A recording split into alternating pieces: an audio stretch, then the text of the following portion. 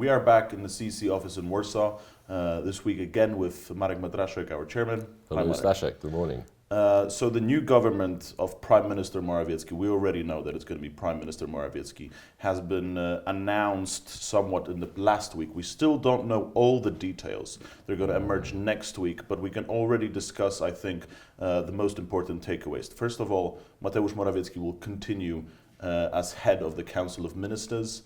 He assumed this post 2 years ago after being deputy PM. And can we say now that he's a fully formed politician? How has he changed over this time? It's a very interesting question. You're right. Mr. Morawiecki will be Prime Minister. Whether he's Prime Minister for the entire 4 years remains to be seen, but certainly he started off very strongly. His position is very much based around his relationship with Jarosław Kaczynski. Although he was not an MP when he was previously Prime Minister, he did stand. He got a very good vote in Silesia, so he's now a parliamentarian as well, so that gives him a little bit of an electoral power base as well. But he remains very dependent on his relationship with Jarosław Kaczynski, and it's because of that support that he's been able to structure the government in a way where the key ministries, particularly the economic ministries, are going to be much more staffed by loyalists to Morawiecki. So he's definitely building up his strength within the government. Within the broader Law and Justice Party, that's a slightly different question, because there he still does not have that support within the apparatus, within the party membership. But that may well build up over the next couple of years, so we'll see. But it's certainly a very strong start for Morawiecki going into this new government. And as you say, he had more say in forming the Council of Ministers, the economic ministries especially. The changes themselves weren't that dramatic. It's only 6 new ministers, but some institutional changes are what is drawing the most attention. So the comeback of the State Treasury Ministry under a new name, which we do not know yet, but the strengthening of Deputy Prime Minister Sasin, as well as the dissolution of the Energy Ministry and the creation of the Climate Ministry.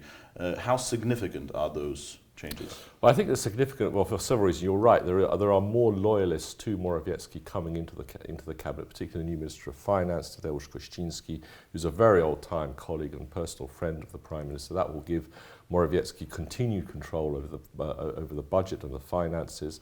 And what's interesting is that many of these economic ministries, as you mentioned, are being staffed by more technocratic figures who are also not parliamentarians. Mr. Kurtyka, for example, who takes over the creation of the very influential climate ministry. So you will see Morawiecki building up his support there.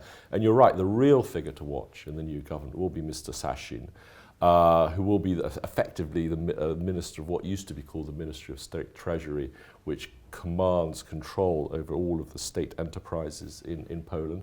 And that's very interesting because it gives Mr. Sasin, who was also close to Mr. Kaczynski, direct control over the management of those companies, and it sort of takes away that control for some of these fiefdoms that have been built up in other ministries by other ministers.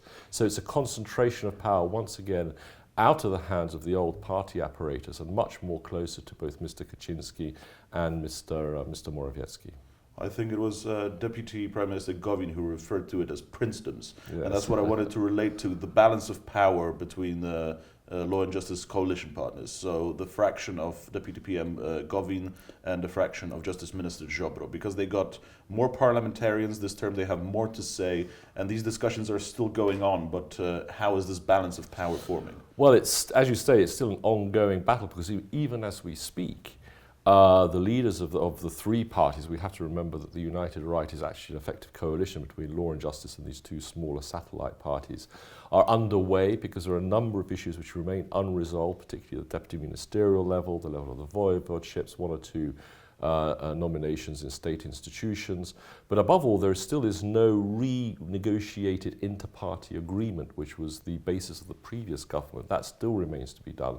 And I think there will be now a bit of a struggle between Mr. Kaczynski on the one hand and these 2 leaders on the other, who continue to flex their muscles. And the real test, I think, will be the fate of this attempt by the Law and Justice Party to introduce into the new parliament the law which removes the cap on national insurance payments for entrepreneurs.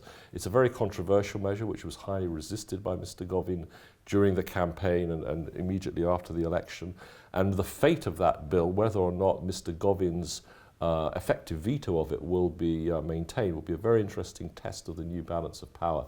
I think it will be a much more fluid and dynamic relationship between those three figures in the next parliament.